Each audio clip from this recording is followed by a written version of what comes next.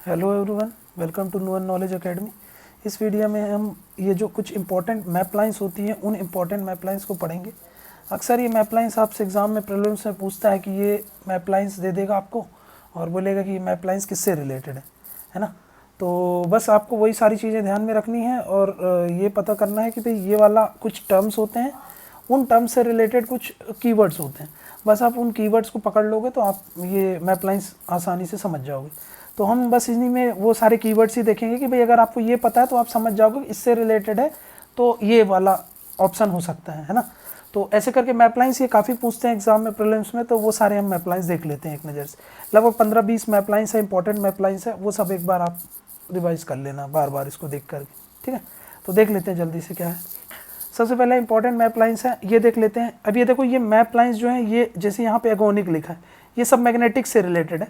तो मैग्नेटिक से रिलेटेड मैं आपको लास्ट में इकट्ठा बता दूंगा, ठीक है। अभी बस ये समझ लो कि बाकी जो दी हैं वो क्या है। अब देखो, कभी भी आपको ये देगा क्या कि भाई बाथ दे दिया है ना, बाथ बाथ मतलब आप समझ जाना वहाँ पे काहे से रिलेटेड है। बाथ मतलब होता है कि डेप्थ से रिलेटेड।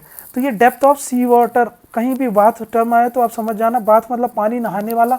तो वहाँ पे हम यही देखते हैं ना कि भाई कितना गहरा है कितना नहीं है, तो यहाँ से आप समझ जाओगे। तो आइसोबाथ किस लाइन को बोलते हैं? वो लाइन जहाँ पर मान लो कि भाई ये है ना, ये एक एरिया है, ठीक है, ये है, ये नीचे उसका ये वाटर भरा हुआ है, ठीक है। यहाँ पे देखो, यहाँ पे कम डेप्थ है, यहाँ पे ज़्यादा डेप्थ है ना, यहाँ पे और ज़्यादा डेप्थ है। तो मतलब वो पॉइंट जो देखो ऐसे एक बराबर कर दो आप, तो ये सब बराबर बराबर होंगे ना। तो यहाँ पर वो पॉइंट जो एक बराबर डेप्थ पे होंगी उनको हम क्या बोल देंगे? आइसोबाथ बोल देंगे। मतलब इक्वल डेप्थ पे होंगे जो जो पॉइंट्स हैं, उन पॉइंट्स को हमने कॉमन लाइन से, इमेजिनरी लाइन से जोड़ दिया।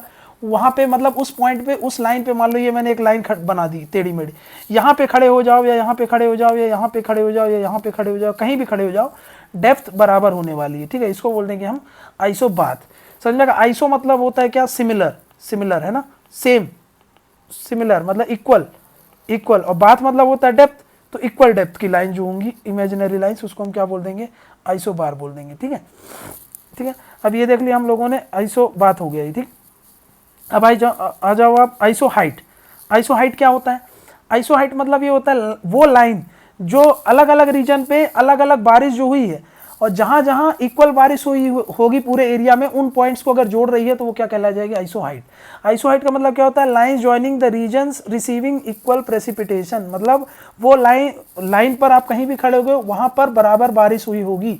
समझा कि इसी लाइन पे चाहे यहाँ पे खड़े हो जाओ, चाहे यहाँ पे अगर 100 सेंटीमीटर हुई होगी तो यहाँ पर भी 100 सेंटीमीटर हुई होगी, है ना, यहाँ पर भी 100 सेंटीमीटर हुई होगी, ठीक है ना। ये होता है इसका मतलब, ठीक है।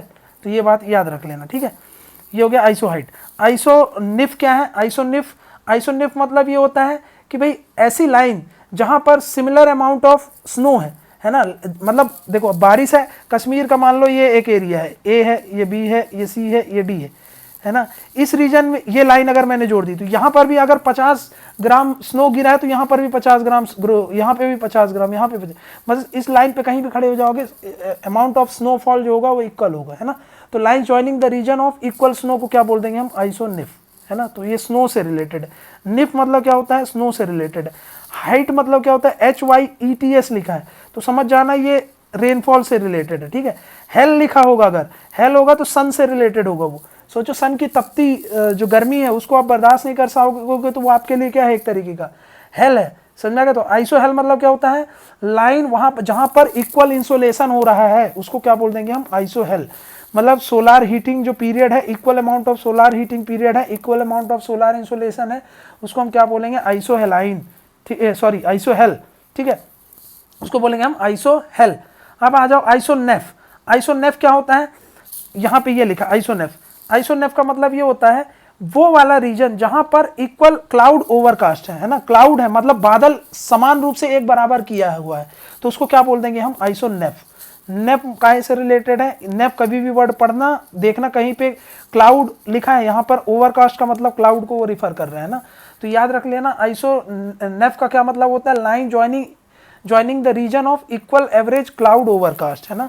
तो यहाँ पे लिख लो एवरेज क्लाउड ओवरकास्ट, ठीक है ना। आप जो बादल किया हुआ है समान रूप से अगर किया होगा तो उसको क्या बोल दोगे आप? ठीक है, ये बोल देंगे, ठीक है। आइसो नेफ बता दिया मैंने आपको, आइसो निप बता दिया, आइसो हाइट बता दिया मैंने आपको, ठीक है। अभी वापस इन पे आएंगे। अब आ जाओ थोड़ा सा इधर पे। अब आइसो बार क्या होता है? बार कभी भी आए तो समझ जाना, आइसो बार का मतलब होता है प्रेशर। तो वो रीजन जहां पर समान रूप से प्रेशर है, मतलब वो लाइन जो equal amount of air atmospheric pressure को डिनोट करे, उसको क्या बोल देंगे हम? आइसो बार। अब आइसो हिप्स क्या है? हिप्स है ना, हिप्स, तो सॉरी ये है हिप्स। आइसो हिप्स का मतलब ये होता है सेम इक्वल हाइट पर कोई चीज होगा। लैंड है, ये लैंड है, मान लो ये एक चीज है, और यहाँ पे आ जाओ, ये देखो यहाँ पे ये बराबर हाइट है ना, यहाँ पर ये भी 5 मीटर ही है। तो ये जो लाइन को जो जोड़ेगी, मतलब यहाँ पे कोई भी, इस लाइन पे कोई भी चीज खड़ी होगी वो 5 मीटर ही ऊपर होगी जमीन से, तो इस लाइन को हम क्या बोल देंगे? आइसो हिप्स, है ना। Line joining same height points, मतलब उनकी जो हाइट होगी सरफेस से वो क्या होगी? बराबर होगी, तो उसको क्या बोल देंगे? आइसो हिप्स। समझ में आ गया? ठीक है। तो आइसो हिप्स मतलब हाइट से रिलेटेड होता है, हिप्स मतलब हाइट से रिलेटेड, ठीक है। हेलाइन, हेलाइन मतलब क्या होता है? हेल बताया था अभी मैंने, सन से रिलेटेड। हेलाइन का मतलब होता है सैलिनिटी, तो मतलब वो वही चीज हो गई, लाइन जहां पर समान रूप से सैलिनिटी है उसको क्या बोल दोगे? आइसो हेलाइन बोल देंगे हम, ठीक है। तो आइसो हेलाइन याद रख लेना क्या है? आइसो हेलाइन मतलब सॉल्ट से लेना देना है, ठीक है। तो अब एक चीज और आ जाओ, एक होता है पिक्नोक्लाइन, पिक्नोक्लाइन, ठीक है, थर्मोक्लाइन, ठीक है, और हेलोक्लाइन, ठीक है। ये 3 वर्ड देख लो आप। देखो जब हम ऊपर से, ये सरफेस है, समुद्री वाटर है ना, समुद्री वाटर से जब हम नीचे जाते हैं तो भाई कुछ चीजें धीरे धीरे चेंज होगी। जैसे मान लो टेम्परेचर है ना, टेम्परेचर होगा तो पहले शुरू में बहुत ज़्यादा टेम्परेचर होगा, फिर नीचे जाओगे तो अचानक से बहुत तेज़ी से टेम्परेचर डिक्रीज होगा। ये देखो, ये अचानक से बहुत, और फिर उसके बाद लगभग लगभग कांस्टेंट हो जाता है, ठीक है। उसके बाद लगभग लगभग क्या हो जाएगा? कांस्टेंट हो जाएगा। तो ये जो शार्प डिक्रीज हो रहा है यहाँ से लेके यहाँ तक, इसको हम क्या बोल देंगे? यहाँ पे शार्प डिक्रीज होगा, टेम्परेचर में हो रहा तो वो थर्मोक्लाइन कहला जाएगा, है ना, थर्मोक्लाइन। यही चीज अगर मान लो सैलिनिटी में हो रहा है तो उसको क्या बोल दोगे आप? अगर सैलिनिटी शार्प डिक्रीज हो रही है तो उसको क्या बोल दोगे? हेलोक्लाइन। हेलो मतलब क्या बताया मैंने अभी, है ना, हेलोक्लाइन, हेलो बोल दे आपको या फिर आपको हेलाइन बोल दे, उसका मतलब सैलिनिटी से है ना। तो हेलोक्लाइन मतलब शार्प डिक्रीज इन सैलिनिटी। वैसे ही पिक्नोक्लाइन क्या होगा? ये डेंसिटी होगा, डेंसिटी, वाटर की डेंसिटी में अगर शार्प डिक्रीज होगा कहीं पर तो उसको क्या बोल देंगे? पिक्नोक्लाइन। तो पिक्नोक्लाइन, थर्मोक्लाइन, हेलोक्लाइन समझ लिया, आइसो हेलाइन समझ लिया, आइसो हिप समझ लिया, आइसो बार समझ लिया। आइसो फाइट देख लो, फाइट मतलब इक्वल हाइट ऑफ प्लांट। यहाँ पे हाइट की बात कर रहे थे आप, तो हिप्स भी हाइट ही था, हाइट से ही लेना देना था। बट जब हम स्पेसिफिक प्लांट्स की बात करते हैं तो हम उनके लिए एक अलग से टर्म यूज कर लेते हैं जिसको बोलते हैं आइसोफाइट। फाइट मतलब आपको पता है क्या होता है? प्लांट होते हैं, है ना, तो याद रख लेना आप, ठीक है। आइसोसीस्मल मतलब क्या होता है? वो लाइन जहां पर इक्वल अर्थक्वेक की इंटेंसिटी होती है, उनको अगर हम ज्वाइन कर दे तो उसको क्या बोल देंगे? आइसोसीस्मल, है ना।